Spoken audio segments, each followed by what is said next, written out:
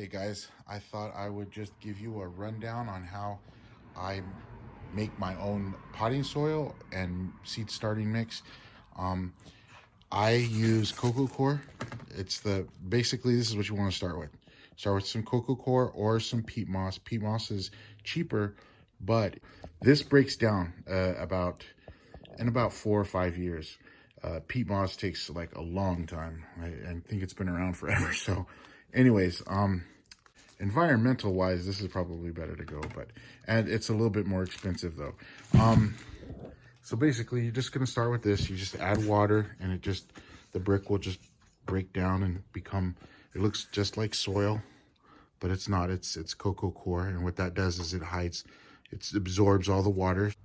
Whenever you put the seeds in your seed cells, they don't need a lot of nutrition or anything like that. Everything is held in the seed, so that's what gets them to sprout. It's whenever they get a little bit bigger after they sprout is when they need fertilizer and good soil and stuff whenever you transplant them into the bigger pots.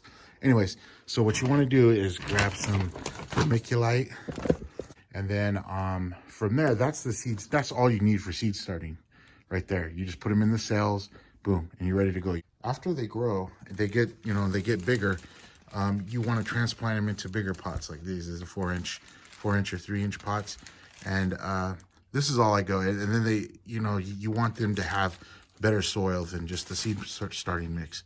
And these guys are almost ready to go out. They're getting pretty tall. So for the potting mix, now not only do you want these two, right? Because you still want the absorbing power of the cocoa coir, and then the draining power, if you want to call it power, draining power of the vermiculite. You want that, plus you want some nutrition. You want some topsoil is just topsoil. It's not very, it doesn't have a lot of nutrients in it, but it's good for fillers, and it has some organic matter in it that'll help. It'll break down after a little while.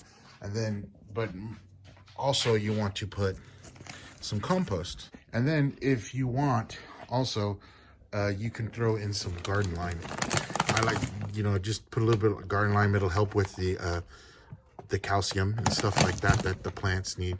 Mainly tomatoes and peppers and stuff. So, and what I'm about to show you is I'm gonna show you how I mix it. All right. So the cocoa coir is supposed to be 6 parts to 1 vermiculite. And this is the basic. This is going to be the base of the soil, or the basically that is going to be the seed starting mix. But then we add these other things to make it into garden soil or potting soil. All right, people. See, I'm just going to use this yogurt container just for an example. I use a wheelbarrow to mix all my stuff. And just as a scoop I'm going to level it off. I'm going to show you guys basically how it's supposed to look. Okay, so this is just 1 scoop of cocoa coir, and I'm gonna do about 6 of these. 2, 3, 4, 5. There we go. That's about 6. Whoops. And so now we're gonna do the vermiculite. Okay, that's just one. That's 1 scoop of vermiculite. Okay, and this is good for seed starting. This is your basic seed starting mix, and this is basically all you need. So then all you do is you just mix it up. And if you want, you can put a little bit more. It's not going to hurt it. If you see some steam coming off of this, it's because I used hot water when I rehydrated the cocoa coir. It helps to use hot water so it kills any kind of germs or any kind of bacteria or whatever that's, the bad stuff that's in the soil. Like you can get a lot of gnat eggs and stuff like that. You don't want any of that. This is just the seed starting mix. So it looks pretty good, huh? And that's all you need for you to start your seeds. And now I'm going to show you how we basically do the potting soil. Cool, huh? All right, now this is basically a compost.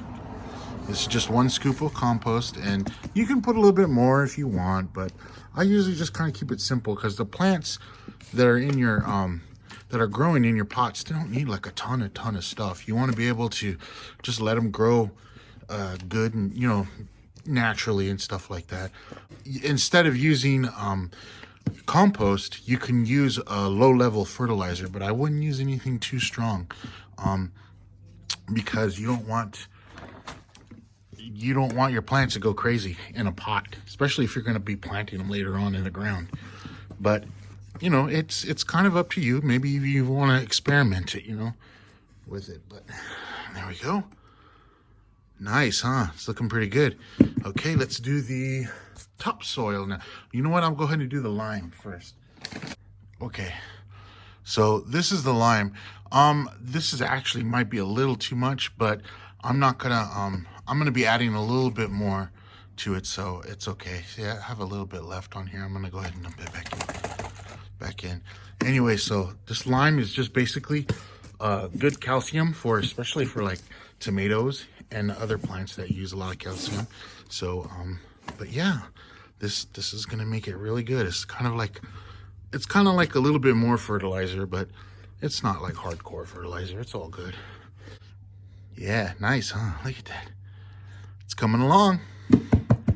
Now we're gonna put some topsoil in. Okay, this is 1 container of topsoil, or whatever you want to call it, topsoil dirt, basic stuff. Mix that up really good. This looks like some good potting soil. Now, I don't know, I think maybe I want to go a little bit, maybe I'll put 2 parts some topsoil. Maybe I'll put another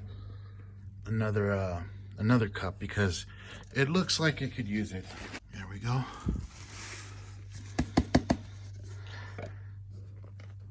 I'm just using my hands now. There's so much. This is off of just 1 block of cocoa core, and actually I have a little bit more cocoa core left because I didn't use that whole block for just this one. This is like a 5-gallon bucket, so if you're not doing very many, especially if you're just doing some at home and stuff like that, plants, then yeah, you don't need a ton of this. Look at that. It's beautiful, man. Oops. That's awesome. Okay, so a lot of people think, well, you spent so much on this, the topsoil, the cocoa core, the organic compost. It doesn't have to be organic, but the compost, the vermiculite, and even the lime. You know, you spent so much for it. Can't you just buy like a $5 or $6 bag? It adds up after a while. So why would you spend all of this with just, you know, if you could just go buy a bag of potting soil for like, I think it's like $4, 4 something, 5 something at Walmart.